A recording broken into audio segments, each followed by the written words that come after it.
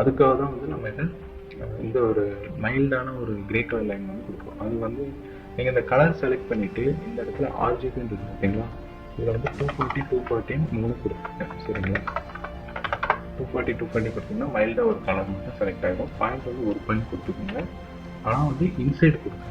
ஓகேங்களா, out side centre இல்லாமல் inside கொடுத்துக்கோங்க. அப்போ வந்து இந்த வெளியே இருக்கிற லைன் வந்து உள்ளே உங்களுக்கு காணும். அவுட் சைடு கொடுத்தீங்கன்னா உங்களுக்கு அது பிரிண்ட் அவுட்லேயே தெரியாது, சிஸ்டம்லேயே பார்க்க முடியாது. இப்போ ஓகே பண்ணிட்டு கண்ட்ரோல் டி செலக்ட் ஆகிடும்.